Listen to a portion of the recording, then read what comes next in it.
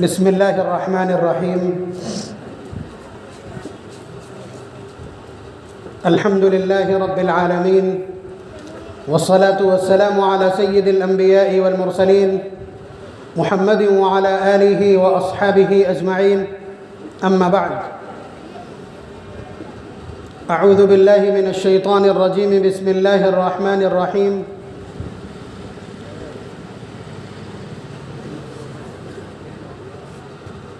وَلَقَدْ يَسَّرْنَا الْقُرْآنَ لِلذِّكْرِ فَهَلْ مِن مُدَّكِرٍ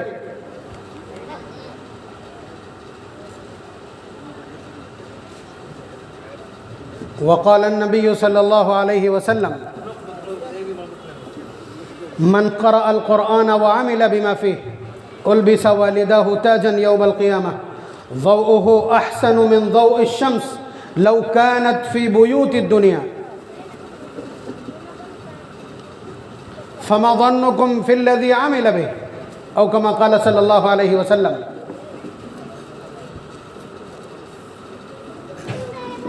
آپ حضرات کو اس موسم میں گرمی کی شدت، سورج کی تپش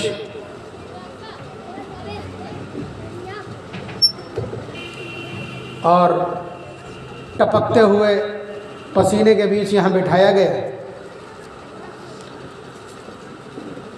یہ آپ حضرات کی جفاکشی ہے، یہ آپ حضرات کا ایثار ہے اس کلام اور اس قرآن کریم کے حوالے سے جس سے محبت کرنے کا طریقہ بھی اللہ تبارک و تعالی نے بتلایا ہے۔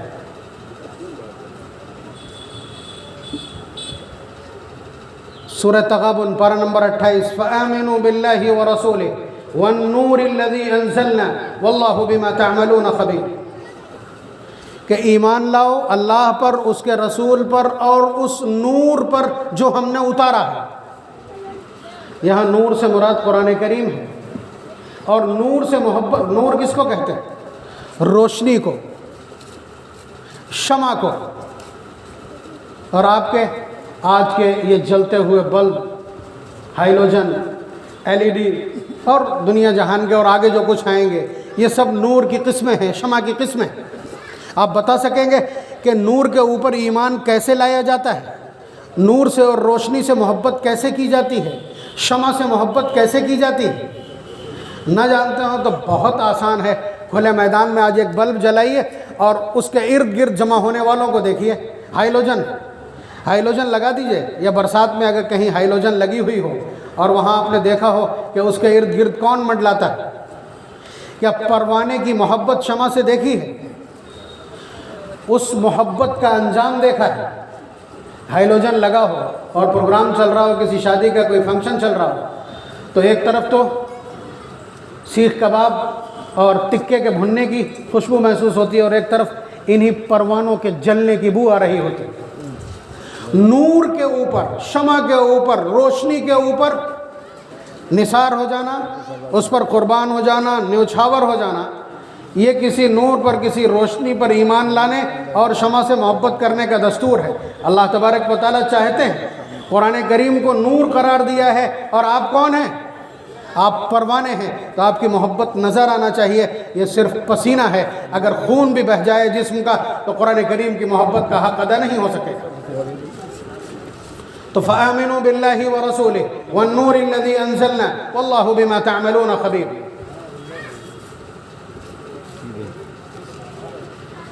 یہ دعائیہ تقریب ہے میرے لخت جگر عزیزم حافظ محمد یحییٰ سلمہ، جن کی عمر ابھی مکمل 10 سال نہیں ہوئی۔ اللہ تبارک و تعالیٰ کا بڑا اعزاز ہے، بڑا اکرام ہے، بڑی نوازش ہے، بڑی عنایت ہے، صرف ہمارے بچوں پر نہیں، ہم پر بھی، اور ہم سے پچھلی پیڑھی بھی آدھی یہاں موجود ہوگی، ابھی آپ دیکھیں گے۔ میں خالص بطور تحدیث نعمت بتلا رہا ہوں، میرے دادا محترم کے 4 بیٹے، چاروں حافظ، ٹھیک ہے، اور ان میں سے جو سب سے بڑے ہیں ان کے 5 بیٹے، حضرت مولانا عبدالرؤف صاحب قدس اللہ سرہ، ان کے 5 بیٹے ہیں، 5 حافظ ہیں، بعض عالم ہیں۔ اس کے بعد ہمارا نمبر ہے، ہمارے گھر میں 6 بہن بھائی تھے، 6 حافظ۔ اس کے بعد ہمارے ایک اور چچا ہیں، ان کے 7 بیٹے، 7 حافظ۔ اس کے بعد ہمارے چچا محترم یہاں تشریف رکھتے ہیں، ان کے 3 بیٹے ہیں، 3 حافظ ہیں اور 3 عالم ہیں۔ یعنی 100 کے 100% جو دادا کی اور نرینہ اولاد ہے ان میں کوئی آپشن نہیں ہے اور کوئی ابسینس نہیں ہے، سب کے سب حافظ ہیں۔ اور اس کے بعد ہم اپنا حساب دینے پہ آئیں تو آپ جانتے ہیں ہم نے بچپن آپ کے سامنے گزارا ہے کہ بڑے بھائی کے 3 بیٹے ہیں، 2 مکمل حافظ ہیں، ایک کا کچھ حصہ باقی۔ حضرت مفتی صاحب کا اکلوتا بیٹا ہے جو اس وقت آپ کی خدمت میں نوشے کی حیثیت سے اور میر مجلس کی حیثیت سے یا زینت محفل کی حیثیت سے موجود ہے۔ میرے اپنے 4 بیٹے ہیں جس میں سے 2 مکمل حافظ ہیں، ایک 19 پارے کا حافظ ہے اور ایک ابھی بہت چھوٹا ہے۔ دعا فرما دیجئے کہ اللہ تبارک و تعالیٰ اسی طرح سے یہ سلسلہ قائم رہے، بلکہ آپ کے خانوادوں میں بھی اور اس بستی میں بھی یہ سلسلہ قائم فرما دیں۔ یہ قرآن کریم سے محبت کرنے کا نتیجہ یہ کسی کی دعائے سحرگاہی کا نتیجہ ہے۔ یہ بچہ جو آپ کی خدمت میں موجود ہے، چند خصوصیات کے ساتھ اس کے ختم قرآن کی یہ تقریب ہے۔ اس بچے نے 1 سال کے عرصے میں، یعنی جو شوال سے لے کر کے شعبان تک 1 سال ہوتا ہے، جس کے خود اپنے آپ 10 مہینے ہوتے ہیں، اس 10 مہینے میں آپ کو معلوم ہے مہینے 1.5 مہینے کی اور بھی چھٹیاں ہوتی ہیں، اس مختصر سے عرصے میں اس بچے نے قرآن کریم مکمل کیا ہے۔ اس کی حیثیت آپ دیکھ رہے ہیں۔ آپ اس سے کہہ دیں کہ ابھی یہ کوئی خبر جا کر کے میرے گھر کہہ دے تو یہ کنوے نہیں کر سکے گا، کچھ نہ کچھ راستے میں بھول جائے گا۔ بات سمجھ رہے ہیں؟ یہ اس کی ذاتی صلاحیت، لیکن یہ اللہ تبارک و تعالیٰ کا کرشمہ ہے، یہ ان کی نوازش کا ایک البیلا انداز ہے کہ وہ جسے چاہتے ہیں نواز دیتے ہیں اور قرآن کریم کو معجزہ بنا کر جہاں چاہتے ہیں چسپاں کر دیتے ہیں۔ اس بچے کی شخصیت پر قرآن کریم کے اس اعجاز کو اللہ تبارک و تعالیٰ نے چسپاں کر دیا ہے، اور یہ اس آیت کی خوبصورت تعبیر اور یہ اس آیت کی جو میں نے خطبے میں تلاوت کی ہے، یہ اس کا جیتا جاگتا ثبوت ہے۔ اللہ تبارک و تعالیٰ کا ارشاد وَلَقَدْ يَسَّرْنَا الْقُرْآنَ لِلذِّكْرِ فَهَلْ مِن مُدَّكِرٍ، کہ ہم نے قرآن کریم کو بطور خاص یاد کرنے والوں کے لیے، نصیحت حاصل کرنے والوں کے لیے بہت آسان کر دیا ہے۔ کیا کوئی ہے نصیحت حاصل کرنے والا یا یاد کرنے والا؟ اللہ تبارک و تعالیٰ کے اس آوازے پر، اللہ تبارک و تعالیٰ کی اس اپلیکیشن پر، اللہ تبارک و تعالیٰ کی اس پیشکش پر جو شخص بھی ہاں کر دے، اپنی نسل دے دے، اللہ تبارک و تعالیٰ اسے قرآن کریم کا نور عنایت کر دیتے ہیں۔ اور پھر وہ کیسے بڑھتا ہے، کیسے اس کا اعزاز ہوتا ہے، یہ آپ نے دیکھا ہے۔ تو قرآن کریم کو اس نے 1 سال کے عرصے میں حفظ کر لیا ہے۔ یہ قرآن کریم کا ایک مستقل معجزہ ہے۔ کوئی پوچھتا ہے، اس طرح کے سوالات آتے ہیں، ہمارے سامنے بھی آتے ہیں کہ آپ یہ کیسے کہہ سکتے ہو کہ یہ اوپر سے آیا ہوا کلام ہے، وہاں سے آئی ہوئی کتاب ہے، یا ایشور وانی ہے یا آکاش وانی ہے، آپ اس کو کیسے کہہ سکتے؟ ٹھیک ہے، ہمارے پاس بہت سارے دلائل ہیں۔ خود قرآن کریم نے بطور چیلنج قرآن کریم کی 20 آیات پیش کی ہیں کہ اگر آپ کو کچھ شبہ لگتا ہے تو اس جیسا پیش کر دو۔ اور سارا عرب ایڑی سے لے کر چوٹی تک اپنا زور لگا چکا ہے، فرزدق سے لے کر کے امرؤ القیس تک، اور آج کے شیطانوں سے لے کر کے اور قیامت تک آنے والے شیطانوں تک سب ایڑی چوٹی کا زور صرف کریں گے۔ قرآن کریم کل بھی ان کی پہنچ سے باہر تھا اور قیامت تک باہر رہے گا۔ اور قرآن کریم کو بٹھانے کی مستقل کوششیں ہوئی ہیں، مثلا آزادی کا یا آزادی سے پہلے کا جو اسٹرگل اور سنگھرش ہے، جو سنگرام ہے، اس میں جب یہاں کے وائسرائے سے بیرسٹر نے رپورٹ لی تھی کہ آخر کیا ہے کہ ہم ایک طرف بغاوت کو کچلتے ہیں اور دوسری طرف پھر اس سے زیادہ کھڑے ہو جاتے ہیں، وجہ کیا ہے؟ تو اس نے 3 چیزیں بتلائی تھی کہ یہاں مسلمان بغاوت کو لیڈ کر رہے ہیں، یا جتنے بھی کوششیں ہیں، جتنے بھی محاذ ہیں، جتنے بھی فرنٹس بنے ہوئے ہیں، ان سب پر مسلمز لیڈ کر رہے ہیں، اور ان کو جو پاور جنریٹ کراتی ہیں جو چیزیں، وہ 3 ہیں۔ نمبر 1 جذبہ جہاد، نمبر 2 علماء کرام، اور نمبر 3 قرآن کریم۔ ان تینوں کو اوپر ہی جھپٹ پڑے تھے۔ قرآن کریم کے 14,000 نسخے ایک ہی دن میں جلا دیے تھے۔ قرآن کریم کے 14,000 نسخے منگوا کر کے اور جلا دیے۔ اس وقت کے حکمرانوں نے تو کسی دیوانے نے ان سے کہا تھا کہ تم نے یہ دفتر تو جلا دیے ہیں، یہ کاغذ اور یہ اوراق اور یہ عبارتیں تو جلا دی ہیں، ان سینوں کو کیسے تلاش کرو گے جن سینوں کے اندر یہ محفوظ ہے؟ وہ پھر دوبارہ لکھ لیں گے۔ ان کا ایک ایک بچہ اس لائق ہے کہ وہ کھڑے ہو کر کے قرآن کریم کا پورے کے پورے کا املا کرا دے گا۔ تو یہی ہوتا ہے، ہر مرتبہ کچھ نہ کچھ کوشش ہوتی ہے اور پھر اس کے بعد یہ سب کچھ ٹھہر جاتا ہے۔ بہرحال یہ ایک بچہ ہے، میموریبل ہے، خود اپنے آپ بہت شارپ میموری کا مالک ہے۔ آپ سمجھ سکتے ہیں کہ 1 سال کے عرصے میں کلام الہی کو اس نے پوری طرح سے حفظ کر لیا، اور خود اس کی عمر ابھی 10 سال نہیں۔ یہ اللہ تبارک و تعالیٰ کے اعزاز کا ایک انداز ہے، میں اسے کھول رہا ہوں، میرے گھر کا راز ہے۔ مفتی صاحب کے کئی بیٹے فوت ہو گئے، ایک آدھ تولد ہوتے ہی، پیدا ہوتے ہی فوراً فوت ہو گئے۔ ایک بچہ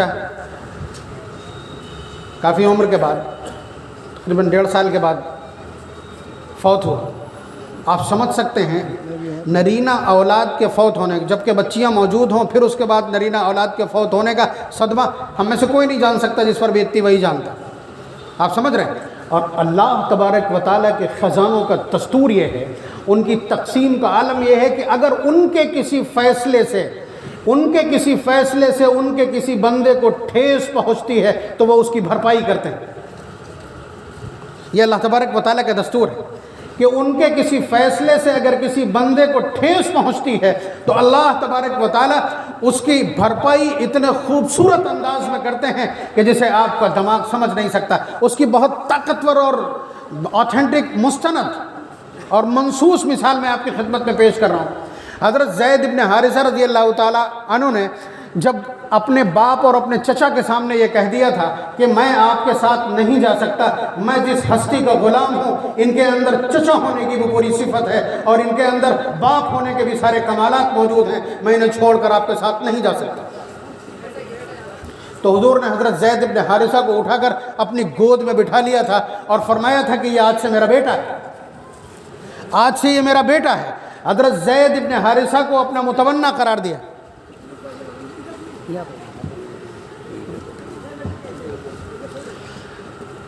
حضرت زید ابن حارثہ کو نبی اکرم صلی اللہ علیہ وسلم نے ان کے ان جملوں کی بنیاد پر اپنا متبنہ قرار دیا، اور اس کے بعد جب حضور نے کہا کہ یہ میرا بیٹا ہے تو اب ان کی بایوگرافی میں کیا چلنے لگا؟ زید سن آف محمد، زید ابن محمد، یہی کہا جانے لگا، ان کو یہی کہا جانے لگا۔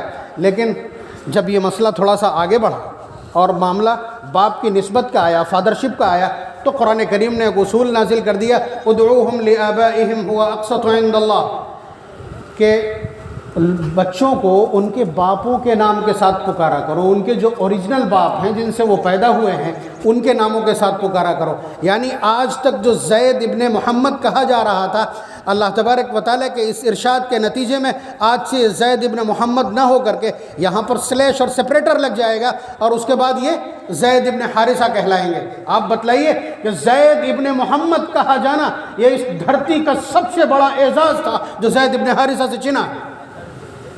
روایات تو یہ ہیں، مفسرین نے لکھا ہے کہ زید ابن حارثہ نے فرط صدمے سے ایک آدھ دن گھر سے نکلنا چھوڑ دیا۔ تو میں نے ابھی جو جملہ کہا، ابھی کیا کہا میں نے یہ کہا کہ اللہ تبارک و تعالیٰ کے فیصلے سے اگر بندے کو کوئی صدمہ اور تکلیف پہنچتی ہے تو وہ اس انداز سے اس کی بھرپائی کرتے ہیں، اس کو اس طرح سے برج کرتے ہیں، اس طرح سے اس ڈیمیج کو وہ ریپیئر اور کنٹرول کرتے ہیں کہ آپ کا دماغ سوچ بھی نہیں سکتا۔ حضرت زید ابن حارثہ کو یہ جھٹکا لگا کہ انہیں زید ابن محمد سے آج زید ابن حارثہ کہا جانے لگا۔ حضرت محمد صلی اللہ علیہ وسلم کا نام ان کی ابویت میں جو پڑا تھا وہ ہٹ گیا۔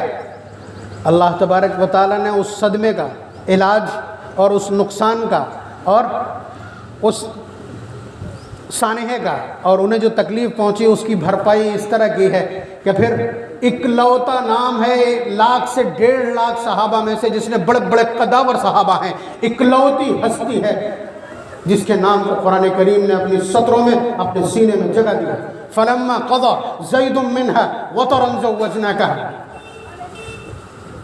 یہ اللہ تبارک و تعالیٰ کا ایک دستور ہے کہ میرے فیصلے سے اگر کسی کو صدمہ پہنچا ہے تو وہ اللہ تبارک و تعالیٰ اس کی بھرپائی کرتے ہیں۔ وہی میں یہاں بتلانے جا رہا ہوں کہ یہ جو بیٹا ہے یہ کئی بیٹوں کے فوت ہونے کے بعد اللہ تبارک و تعالیٰ نے حضرت مفتی صاحب کو عنایت کیا ہے۔ اب اس سلسلے میں اس کو حضرت عبداللہ ابن عباس رضی اللہ تعالیٰ عنہ کے اس روایت کے تناظر میں حضرت عائشہ صدیقہ رضی اللہ تعالیٰ عنہ کی اس خوبصورت زیرکی اور دانشمندی کے پریپیکش اور پس منظر میں سمجھیے۔ حضرت عبداللہ ابن عباس رضی اللہ تعالیٰ عنہ ارشاد فرماتے ہیں کہ حضور نے فرمایا من کان لہ فرطان من امتی ادخلہ اللہ بہم الجنہ، کہ جس کے دو بچے فوت ہو کر کے آگے چلے گئے۔ میں ترجمہ بتا دوں، فرط کا ترجمہ کیا ہوتا ہے؟ فرط کا ترجمہ میر منزل کا، فرط کا ترجمہ پیش خیمہ تیار کرنے والے کا، یعنی آپ کو کہیں جانا ہے، حضرت مفتی صاحب ہمارے مہمان خصوصی ہیں اور دیگر جو مہمان ہیں ان کو یہاں آنا تھا۔ اب آگے آ کر کے ہم لوگوں نے پہلے یہاں سب کچھ تیار کیا، یہ فرط کہلاتے ہیں، یعنی آنے والے مہمانوں کے لیے، ان کے رہن سہن کے لیے اور ان کی آسائش اور ان کی راحت کے لیے جو شخص جا کر کے تیاری کراتا ہے اس کو فرط کہا جاتا ہے۔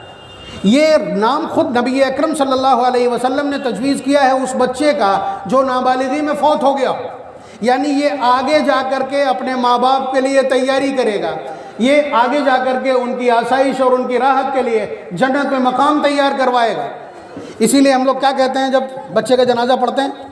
اللہم اجعلہ لنا فرطا، اے اللہ اسے ہمارا فرط بنا دیجئے، یعنی آگے جا کر کے یہ ہمارے جنت میں مقام کو اور ہمارے گھر کو تیار کر دے جا کر کے۔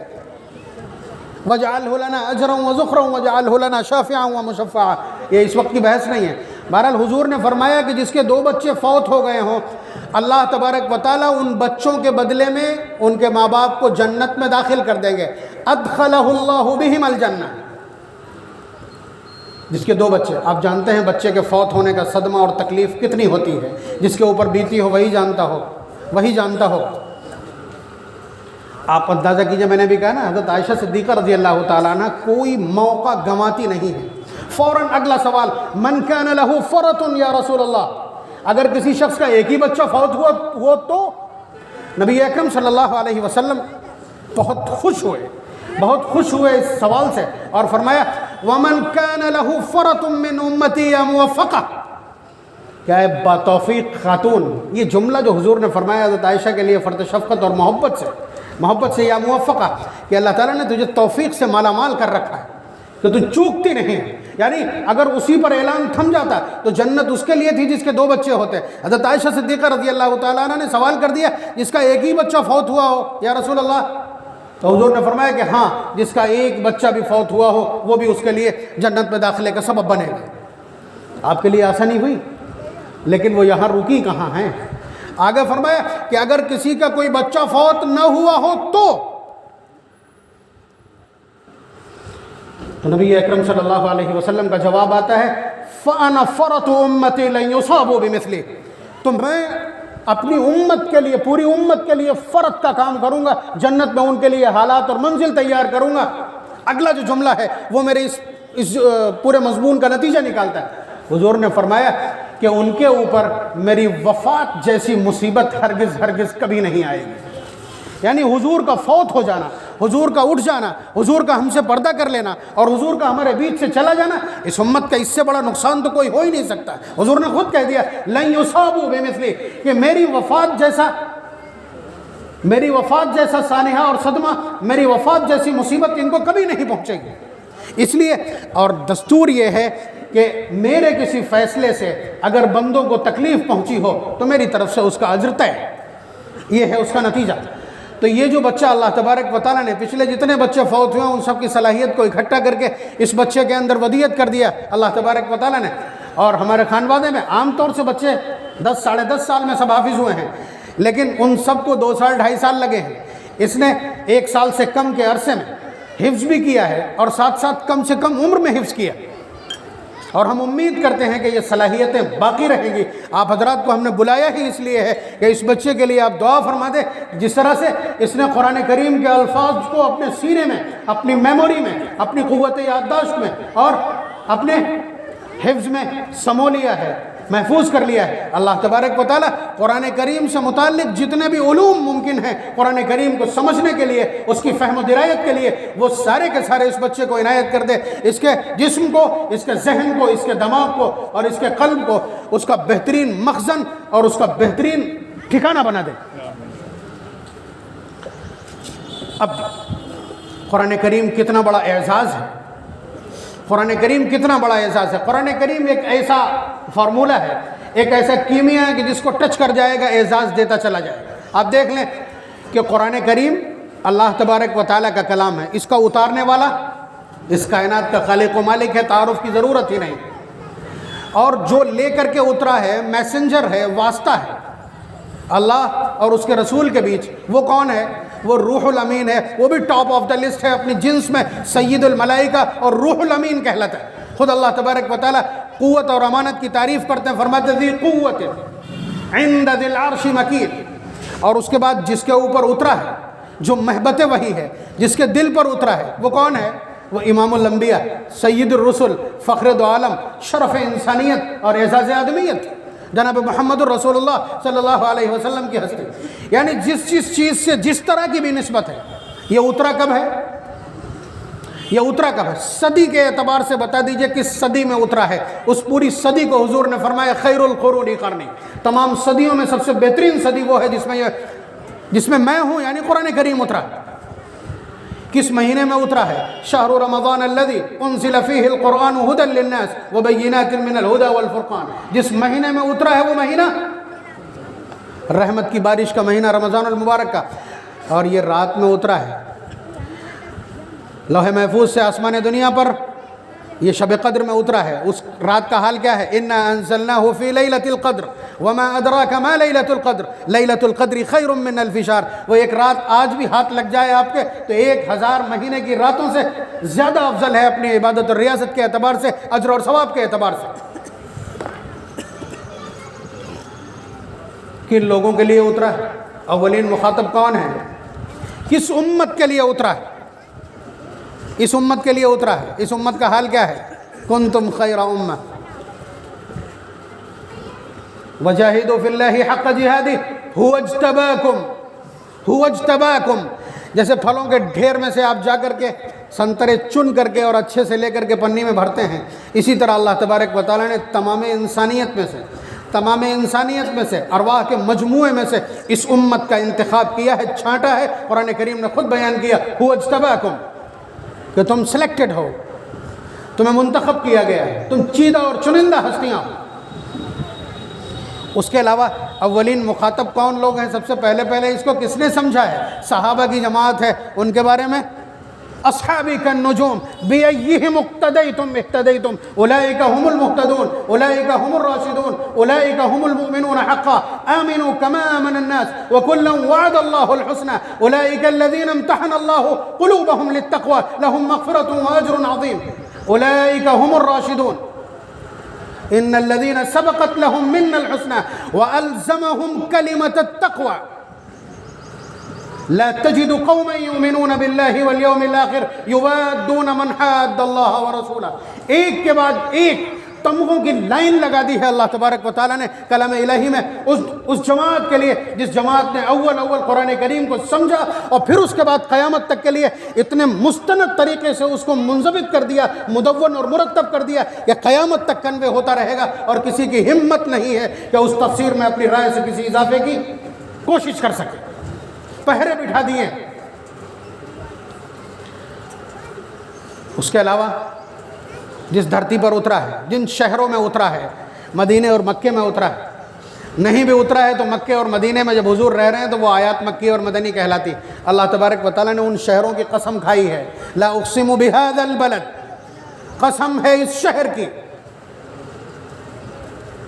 والتین والزیتون وطور سینین وہذا البلد الامین۔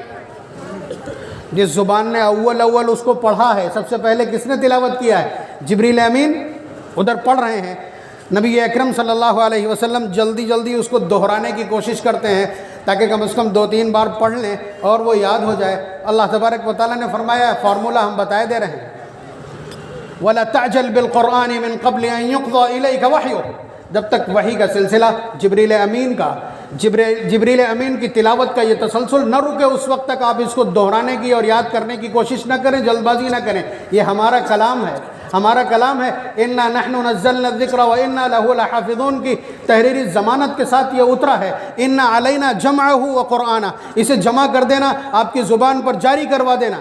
ثم ان علینا بیانہ، پھر اس کی وضاحت کروا دینا، اس کی تفسیر، تشریح اور توضیح کروا دینا، انسانوں کے لیے اس کو سمجھنے کے لائق بنا دینا، یہ بھی میری ذمہ داری ہے۔ آپ پریشان نہ ہوں، آپ کا کام صرف اتنا ہے کہ اپنے پالنہار کے سامنے بس اتنا کہتے رہیے، ربی زدنی علما، ربی زدنی علما، ربی زدنی علما، وقل ربی زدنی علما۔ آپ صرف اتنا کہیے کہ اللہ قرآن کریم کے حوالے سے میرے علم کو، میری درایت کو، میرے ضبط کو، میری میموری کو، میری یادداشت کو بڑھا دیجیے۔ تو قرآن کریم مسلسل اللہ تبارک و تعالیٰ کی سیکورٹی میں اترا ہے۔ اللہ تبارک و تعالیٰ اس سے کتنی محبت کرتے ہیں، اس کے پڑھنے والوں سے کتنی محبت کرتے ہوں گے، اس کی تلاوت سے کتنی محبت کرتے ہیں۔ سنیے، حالانکہ اس بستی کے لوگوں نے تو کوئی ایسی روایت نہیں ہے قرآن کریم کے فضائل سے متعلق جو سنی نہ ہو، لیکن میں بتلا رہا ہوں۔ اس بچے کی قیمت سمجھنا چاہیں، کلام الہی کی تلاوت کرنے والوں کی اگر اہمیت سمجھنا چاہیں تو میں عرض کر رہا ہوں، اللہ تبارک و تعالیٰ جنہوں نے کلام الہی، جنہوں نے اس کلام کو اتارا ہے، کلام کو اتارا اور بار بار کہا انا انزلنا کتاب انزلنا وننزل، بار بار کہتے ہیں ہم نے اتارا، ہم اتارتے ہیں، ہم نے ہی اتارا ہے اور ہم نے ہی اس کو محفوظ کیا ہے، اسی سر اپنی طرف نسبت کرتے ہیں برابر، تاکہ اس کلام کی یہ عظمت رینیول ہوتی رہے، یہ کلام کی یہ عظمت اور اس کا یہ رتبہ رینیول ہوتا رہے، اس کی تجدید ہوتی رہے۔ اللہ تبارک و تعالیٰ عرش اعظم سے خبر بھیجتے ہیں حضرت محمد صلی اللہ علیہ وسلم کے پاس۔ حضرت جبریل امین پیغام لے کر کے آتے ہیں کہ اللہ تعالیٰ نے سلام بھیجا ہے آپ کو، اور اوپر سے یہ حکم بھیجا ہے، حکم ہی کہوں فرمائش اچھا نہیں لگے گا، حالانکہ جمے گا وہی، کہ اللہ تبارک و تعالیٰ نے یہ حکم بھیجا ہے کہ آپ کا ایک شاگرد جس کا نام ابی ابن کعب ہے، جس کا نام ابی ابن کعب ہے، آپ اس سے کہیے کہ وہ قرآن کریم کی تلاوت کرے، ہم بھی سننا چاہتے ہیں اور آپ بھی سنیے۔ باب فضائل القرآن مشکات کی روایت ہے، حضرت ابی ابن کعب رضی اللہ، دوسری روایات میں جو اس کے علاوہ ہیں اس میں یہ وضاحت ہے کہ سورہ بینہ کی تلاوت کرنا۔ اللہ تبارک و تعالیٰ وہاں سے حکم بھیج رہے ہیں کہ آپ اپنے اس ہونہار شاگرد سے کہیے، ابی ابن کعب سے، جو اس امت کا سب سے بڑا قاری سید القراء، ان سے کہیے کہ وہ قرآن کریم کی تلاوت کریں، آپ بھی سنیے، میں بھی سنتا ہوں۔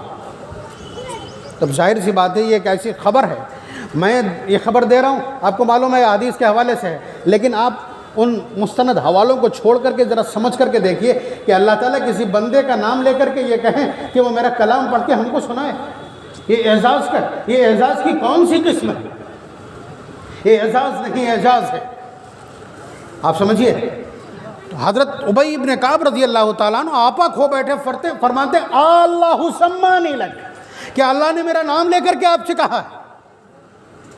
حضرت ابی ابن کعب کا استفسار اللہ سمانی لک، کہ اللہ نے نام لے کر کے، حضور نے فرمایا نام، ہاں اللہ نے تیرا نام لے کر کے یہ خبر بھیجی ہے کہ تو کلام الہی کی تلاوت کرے اور میں سنوں۔ تو راوی نے کیفیت نقل کی ہے اس وجدان کی، بس اتنا سا نقل کیا ہے، فَذَرَفَتْ عَيْنَاهُ، کہ ان کی آنکھیں ڈبڈبائیں۔ ابی ابن کعب کے لیے کائنات میں اس سے بڑا اعزاز کیا، وہ اگر اس اعزاز کو اس پوری امت کے گنہگاروں پر تقسیم کر دیں، وہ سب کے سب وقت کے ولی ہو جائیں۔ تو آپ اندازہ کیجئے کہ قرآن پڑھنے والوں کا اعزاز اور اکرام، اور جو اچھی طرح سے قرآن کریم کی تلاوت کرے، اللہ تبارک و تعالیٰ کی نگاہیں اس کے اوپر اتنی زبردست۔ خود نبی اکرم صلی اللہ علیہ وسلم، حضرت عبداللہ ابن مسعود رضی اللہ تعالیٰ عنہ ٹاپ 4 میں آتے ہیں، اس امت کے 4 جو بڑے بڑے قاری ہیں ان میں ایک حضرت عبداللہ ابن مسعود رضی اللہ تعالیٰ عنہ کا نام بھی۔ نبی اکرم صلی اللہ علیہ وسلم نے ایک روز حضرت عبداللہ ابن مسعود رضی اللہ تعالیٰ عنہ سے فرمایا کہ عبداللہ قرآن پڑھو، میرا سننے کو جی چاہے۔ پڑھنا شروع کر دیا سورہ نساء۔ میں کہنا یہ چاہ رہا ہوں کہ قرآن کریم کو پڑھنا، اچھی طرح سے پڑھنا، یہ ایک مستقل اعزاز ہے، اور قرآن کریم کو سننا یہ ایک مستقل وجدان ہے، یہ ایک مستقل پیشن ہے، یہ ایک مستقل شوق ہے، یہ ایک مستقل سرور ہے۔ یہ ایک مستقل شہنائی ہے، یہ روح کی غذا۔ نبی اکرم صلی اللہ علیہ وسلم نے تلاوت سنی، حضرت عبداللہ ابن مسعود کی تلاوت کلام الہی اور محمد الرسول اللہ صلی اللہ علیہ وسلم جیسا وجدان۔ آخر کار جب ایک آیت پر پہنچے جہاں پر خود نبی اکرم صلی اللہ علیہ وسلم کا بہت عالی اور ذمہ داری سے بھرا ہوا منصب بیان کیا گیا، فَكَيْفَ إِذَا جِئْنَا مِن كُلِّ أُمَّةٍ بِشَهِيدٍ وَجِئْنَا بِكَ عَلَى هَؤُلَاءِ شَهِيدًا، کہ قیامت میں مقدمات آئیں گے، ایک کے بعد ایک آئیں گے، ان کے اوپر گواہیاں آئیں گی۔ جب گواہیوں میں کسی طرح کا رکھنا پڑے گا، مسٹیک ہوگی، تو ان گواہوں کے اوپر آپ کو گواہ بنا کے بلایا جائے گا۔ گواہی دینا چھوٹی موٹی ذمہ داری نہیں۔ یا ایھا الذین آمنوا کونوا قوامین للہ شہداء بالقسط ولا تکتموا الشہادہ ومن یکتمها فانہ آثم قلبہ، اس طرح کی دفعات شہادت کے حوالے سے۔ تو نبی اکرم صلی اللہ علیہ وسلم کے آنسو بہت تیزی کے ساتھ رواں ہو گئے اور فرمایا عبداللہ بس، یعنی کبھی کبھی وجدان اجازت نہیں دیتا، سانسیں رکنے لگتی۔ کلام الہی ہے، اس کا اپنا جلوہ ہے، اور اس کے جلو میں بیٹھ کر کے پھر اس کے بعد اپنے وجدان پر قابو پانا، یہ ایک مستقل عمل ہے۔ عبداللہ ابن مسعود رضی اللہ تعالیٰ عنہ جیسا پڑھنے والا ہو، اور یہ ایک سلسلہ ہے مسلسل، میں بہت آگے تک نہ جا کر کے، نبی اکرم صلی اللہ علیہ وسلم کے زمانے میں ایک صحابی رات کو تلاوت کر رہے ہیں اور گھوڑا بندھا ہوا ہے آنگن میں، جیسی ذرا سے تلاوت بلند کرتے ہیں گھوڑا بدکنے لگتا ہے، اور جب آواز دھیمی کرتے ہیں پھر اس کے بعد میں مستی میں آواز بڑھ جاتی۔ تو معلوم یہ ہوا کہ ان جانوروں کو وہ فرشتے نظر آ رہے تھے جو فرشتے ان صحابی کی تلاوت سننے کے لیے اترے تھے۔ ایک اور صحابی رات بھر تلاوت کی، جب صبح ہوئی ہے ان کو دیر ہو گئی، روشنی ہو گئی، اس کے بعد انہوں نے اپنی تلاوت بند کی تو دیکھا کہ ستاروں کے مانند بہت سارے ستارے اوپر کو چڑھتے ہوئے نظر آ رہے ہیں۔ انہوں نے جا کر کے اچنبھت ہو کر کے نبی رحمت صلی اللہ علیہ وسلم کی خدمت میں جا کر کے پوری صورتحال عرض کی، تو حضور نے فرمایا کہ وہ فرشتے تھے جو تمہاری تلاوت سننے کے لیے آئے تھے، اگر تم تھوڑی اور تاخیر کر دیتے تو آج سارا مدینہ اپنی کھلی آنکھوں سے فرشتوں کو دیکھ لیتا۔ محمد الرسول اللہ صلی اللہ علیہ وسلم کے معزز موقر قرآن کریم کے شاگردوں کی پہنچ اتنی ہے، ان کی دسترس اتنی ہے، ان کی بلندی اور ان کا رتبہ اتنا۔ اس کے بعد جو شخص بھی قرآن کریم سے ٹچ ہو جائے گا، مثلا جو قرآن کریم کو پڑھتا ہے یا قرآن کریم کو پڑھاتا ہے، وہ اس دھرتی کا سب سے معزز شخص ہے۔ نبی رحمت صلی اللہ علیہ وسلم کا یہ ارشاد عالی، خیرکم من تعلم القرآن وعلمہ، تم میں سب سے بہتر وہ ہے جو قرآن کریم کو پڑھے۔ پڑھنے والوں میں سب سے بہتر وہ ہے جو قرآن کریم کو پڑھے، اور پڑھانے والوں میں وہ سب سے بہتر ہے جو قرآن کریم کو پڑھائے۔ یہ سن لیا آپ نے، بات ختم ہے۔ آپ کو انگلش میڈیم سے بڑھیا کوئی تعلیم نہیں لگتی، اور انگلش میڈیم میں جو لڑکا 90+ مارکنگ کر رہا ہو اس سے زیادہ قابل کوئی نہیں لگتا۔ اب آپ بتلا دیجئے کہ آپ کو وہ اچھا لگتا ہے، آپ کے اچھے لگنے کا اعتبار ہے یا محمد الرسول اللہ صلی اللہ علیہ وسلم کے اچھے لگنے کا اعتبار ہے؟ آپ کی ایسی عقلیں 20 مرتبہ خاک میں ملا دی جائیں، محمد الرسول اللہ صلی اللہ علیہ وسلم کے خاک پا کے برابر نہیں ہو سکتی۔ تو آپ نے یہ پسند کیا کیسے؟ بس یہ ہے کہ پیسہ نہیں ملے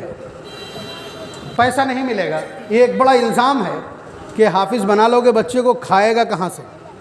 یہ وہی قوم، معاشرے کا وہی طبقہ یہ جملے بولتا ہے، اور پھر یہی جب انہی حفاظ کرام کو یا علماء کو کھانا کھاتے دیکھتا ہے، ان کے آگے لگا ہوا بھرا پورا دسترخوان دیکھتا ہے، تو کہتا ہے کہ مولوی کھاتے بہت ہیں۔ یہ دوہرا ماپدنڈ، ڈبل اسٹینڈرڈ، دوگلی پالیسی، کہ ایک طرف یہ کہ کھائے گا کہاں سے حافظ بناؤ گے، دوسری طرف یہ کہ یہ کھاتے بہت ہیں۔ یعنی یہ سچائی ہے آپ کی طرف سے، بہت شرم کی بات ہے۔ یہ اس دھرتی کا بولا جانے والا بدترین اور گندہ ترین سینٹنس اور جملہ ہے جو آپ بولتے ہیں۔ جس کے ہاتھ میں جھاڑو ہے اور جس کے ہاتھ میں پھاوڑا ہے اور نالی سے وہ گندگی نکال رہا ہے، جس کے ہاتھ میں جھاڑو اور پلا ہے جو صفائی کر رہا ہے، جس کے ہاتھ میں آری اور لکڑی ہے، جس کے ہاتھ میں لوہا اور ویلڈنگ مشین ہے، جس کے ہاتھ میں کنی اور وصولی ہے، جس کے ہاتھ میں سوئی اور دھاگا ہے، جس کے سامنے مشین اور کپڑا رکھا ہوا ہے، ان سب کے پیٹ پل رہے ہیں، وہ سب آسائش کے ساتھ زندگی بسر کر رہے ہیں۔ جن کے سامنے کلام الہی ہے وہ کلام الہی پڑھتے بھی ہیں اور اس کو پڑھاتے بھی ہیں۔ اللہ تبارک و تعالیٰ کے اس اعزاز کو وہ تقسیم کر رہے ہیں، وہ بھوکے رہیں گے؟ دوبارہ سے کلمہ پڑھ لے جس مردود نے یہ جملہ بولا ہو زندگی میں آج تک، جس شیطان نے یہ جملہ آج تک بولا ہو وہ اپنی زبان کو دھو لے اور کلمہ پڑھ لے، اپنے ایمان کی تجدید کر لے کہ اس نے قرآن کریم کی اس دھرتی پر بدترین توہین کی۔ رزق کسی کی بپوتی ہے،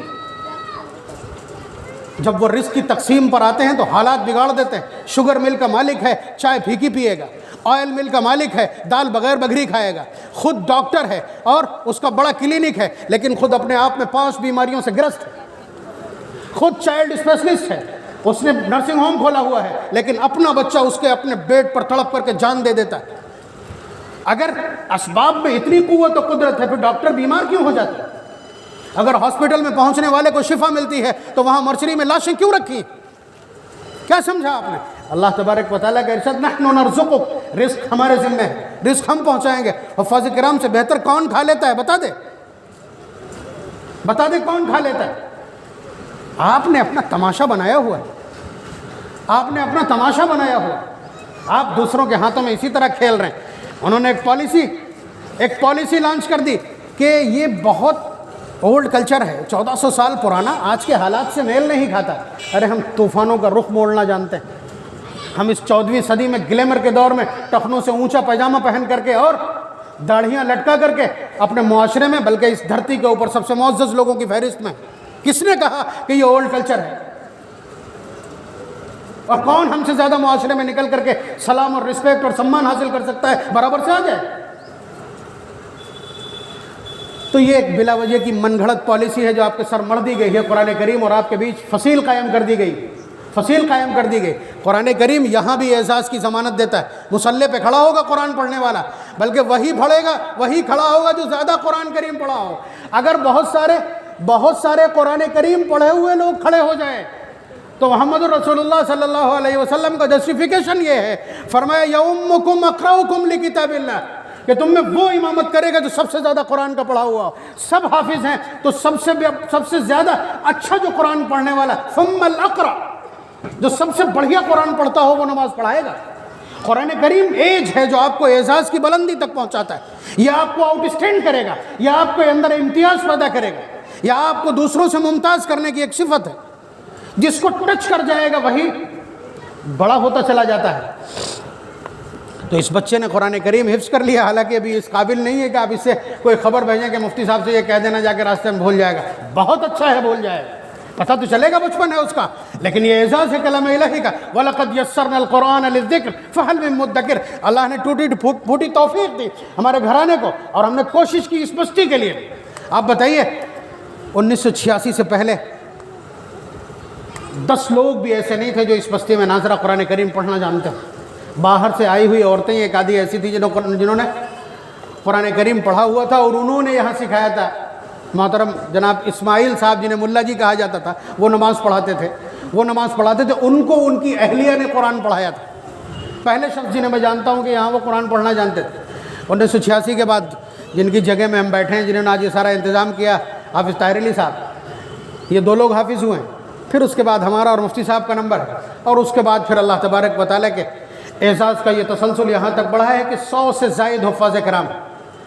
اور آخری نمونہ تو آپ کی خدمت میں ہے ہی ہے کہ یہ 10 سال کا بچہ جو آپ کی خدمت میں حافظ بیٹھا ہے۔ لیکن ایک شکوہ بھی ہے اور ایک فکر انگیز لقمہ بھی ہے، کلو بھی ہے کہ ہم بچوں کو حافظ بنا کر کے اور اس کے بعد چھوڑ دیتے۔ یہ کوئی ٹائٹل نہیں ہے، یہ جنم روگ ہے، یہ جنم روگ ہے۔ تو شیخ الہند رحمۃ اللہ علیہ کا یہ قول تھا جس کو ہمارے بڑے ابا نے ایک پروگرام میں یہاں نقل کیا تھا کہ یہ دور جو ہے، یہ دور چاہتا ہے کہ ہم اگر ایک قدم چلے ہیں تو ہم کو اس کا بینیفٹ یعنی پیسے کی شکل میں، دولت کی شکل میں اس کا نفع ملنا چاہیے، اور قرآن کریم مانگتا ہے کہ روزانہ اگر آپ قرآن کی تلاوت نہیں کریں گے تو مٹ جائے گا، آپ بھول جائیں گے قرآن کریم کو۔ اور مسلسل یہ شکایات ہیں کہ ہمارے بچے حافظ ہو جاتے ہیں، ہم ان پہ دستار باندھ دیتے ہیں، گھر میں نہ تو قرآن کریم کے پڑھنے کا ماحول ہے، نہ والدین کا اپنا ایسا اسٹیٹس اور اپنی ایسی کنڈیشن ہے، نہ وہ اس حال میں ہیں کہ اپنے بچے کو قرآن کریم پڑھنے کے لیے سرزنش کر سکیں، فہمائش کر سکیں، ڈانٹ سکیں، اس لیے کہ انہیں بھی جمعے کی صرف 2 رکعت نصیب ہوتی۔ آپ سمجھ لیجئے کہ باپ ہونا ایک بڑا آرٹ ہے، اور حافظ کو اپنے گھر میں پالنا ہے ہاتھی پالنے جیسا ہے۔ اس لیے کہ آپ جانتے ہیں کہ قانون کی بے حرمتی یہ بہت بڑا خطرہ ہوتا ہے. مثلاً آپ نے روزہ نہیں رکھا تو آپ کو کیا کرنا پڑے گا؟ بعد میں آپ ایک روزہ رکھ لیں اور توبہ کر لیں، فقہی اعتبار سے آپ کے نقصان کی بھرپائی ہو جائے گی. لیکن اگر آپ نے روزہ رکھا اور توڑ دیا تو 60 روزے مسلسل 59 کے بعد بھی چھوٹے گا تو دوبارہ سے رکھنا پڑے گا. جبکہ ایک ہی روزہ آپ نے اس میں آدھے دن تک پیاس جھیلی تھی، اس کے بعد آپ نے روزہ توڑا. یہ قانون کی توہین کرنے کی دفعہ ہے. یہ قانون کی آئین کی اہانت کی یہ دفعہ ہے. آپ کا بچہ حافظ نہیں، کوئی بات نہیں، یہ آپ نے ایک جرم کیا، لیکن قرآن کریم کو یاد کر کے بھلا دینا. لقی اللہ وہو اعظم. اللہ تبارک و تعالیٰ ان لوگوں کو جنہوں نے قرآن کریم کو یا قرآن کریم کے کچھ حصے کو، یہ حافظوں سے بھی الگ، آپ نے 4 سورتیں یاد کی تھیں پھر بھول کر کے 2 رہ گئی، تو یہ بھی اسی وعید میں آئے گا کہ ایسا شخص اللہ تبارک و تعالیٰ کی عدالت میں جب چل کر کے آئے گا، جو کٹگھرا بنایا جائے گا اس کٹگھرے میں چل کر کے آئے گا تو کوڑ ہی ہوگا. لقی اللہ وہو اعظم. کہ جس شخص نے قرآن کریم کو پڑھا پھر اس کو بھلا دیا، وہ اللہ تعالیٰ سے ملاقات اس حال میں کرے گا کہ کوڑ کے مرض میں مبتلا ہوگا. یہ اعلان پہلے سے اس لیے کر دیے گئے ہیں تاکہ مجمع کو بتانا نہ پڑے کہ یہ کس قانون کی اوہیلنا کا مجرم ہے، یہ کس قانون کی خلاف ورزی کا مجرم ہے. تو آپ یہ سمجھیے کہ یہ قانون کی توہین ہے. یہ مسلسل ہو رہا ہے کہ بچے قرآن کریم بھول رہے ہیں. آپ کی چھت محفوظ ہے، آپ کے گھر میں افراد ہیں، پڑوس میں بھی افراد ہیں.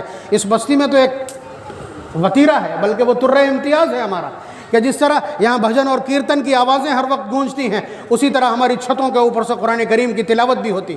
15 16 گھروں میں چھتوں کے اوپر بچے قرآن کریم پڑھتے ہیں اور پیچھے عورتوں کا ایک لامتناہی مجمع ہوتا ہے. لاک ڈاؤن میں 100 عورتیں میرے اپنے گھر کی چھت پہ موجود تھیں. باقی ساری چھتوں کا حال یہی.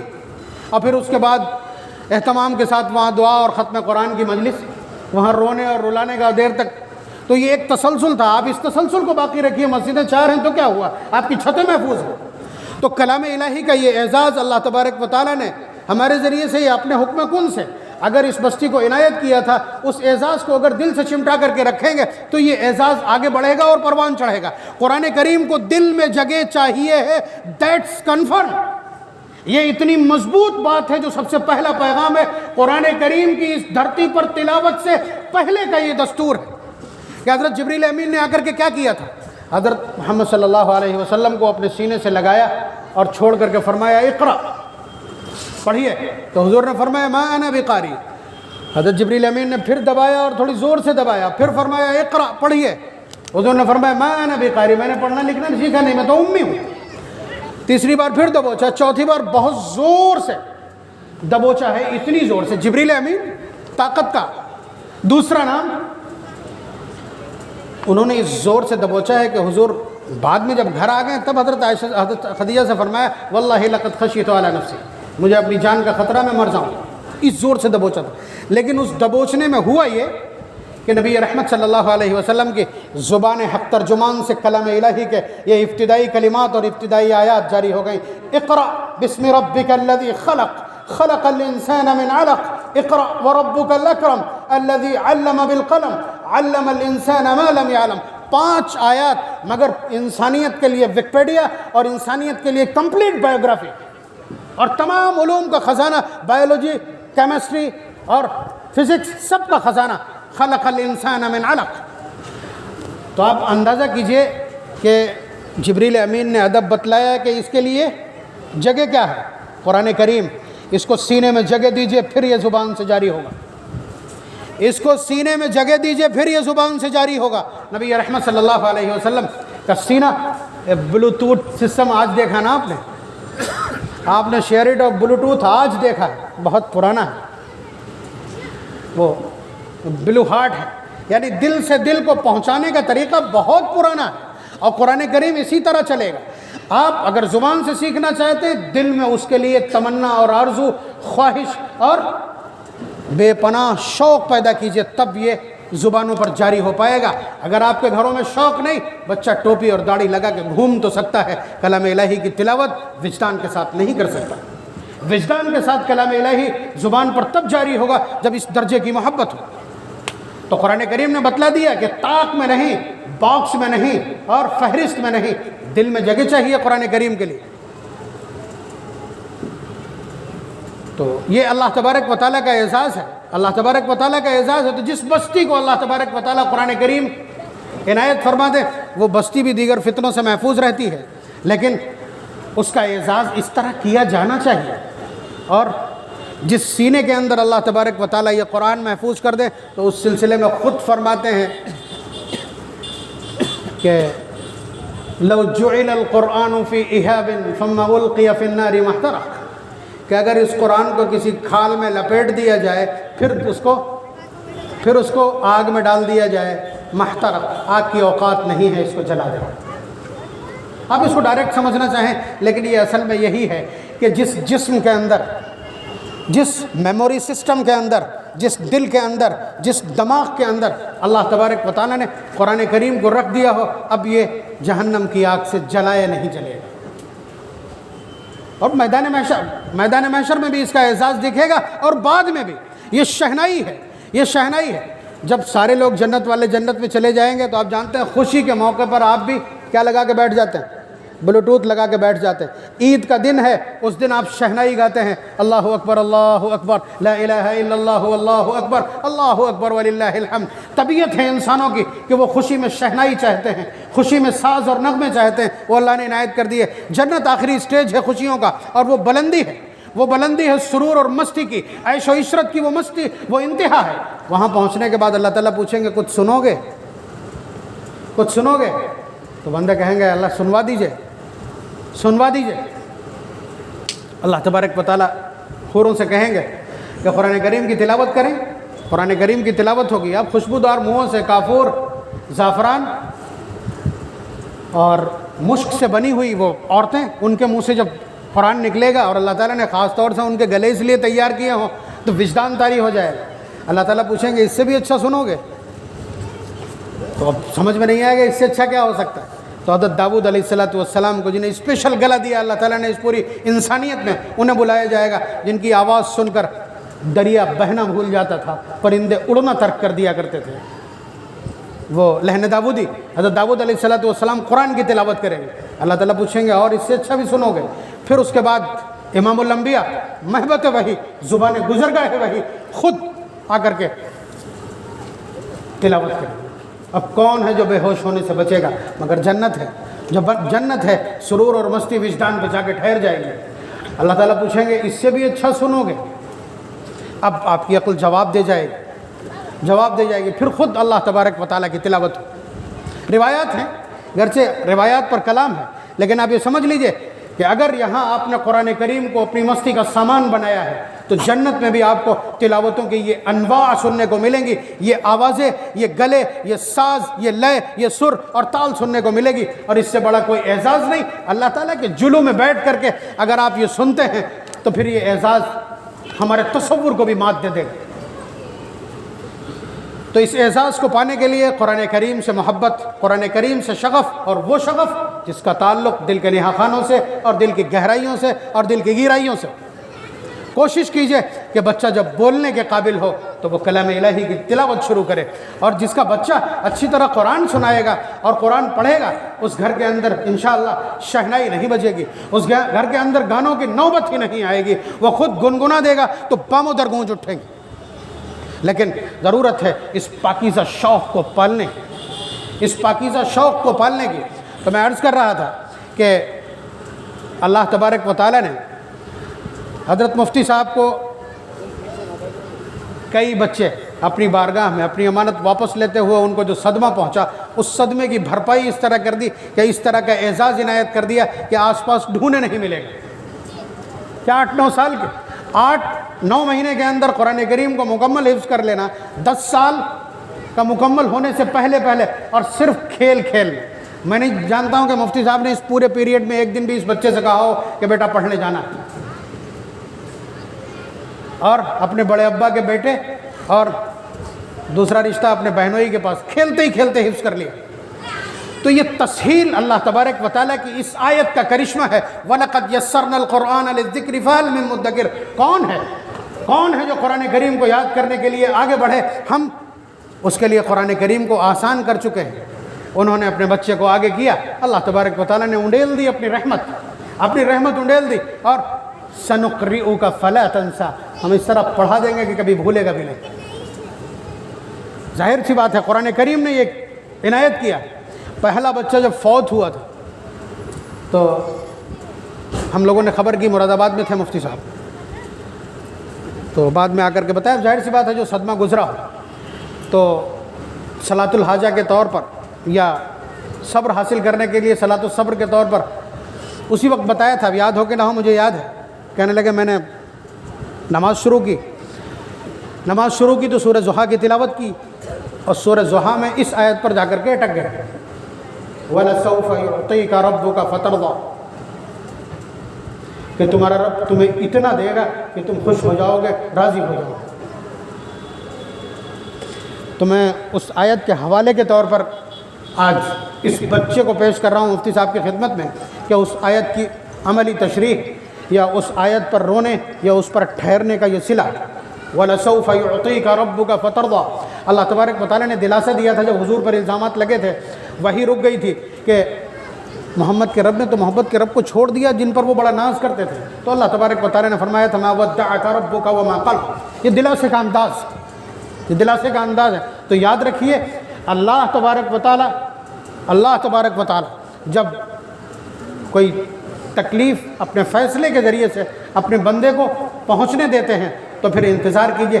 صرف اتنا سا کرنا ہوتا ہے کہ اس وقت جزا فضا ہائے واویلے سے بچ کر کے صرف اللہ تبارک و تعالیٰ کا فیصلہ سمجھ کر آپ کو خاموش رہنا ہوتا ہے. اور پھر اس کے بعد آپ انتظار کیجئے کہ اعزازات کی جھڑی لگتی کیسے.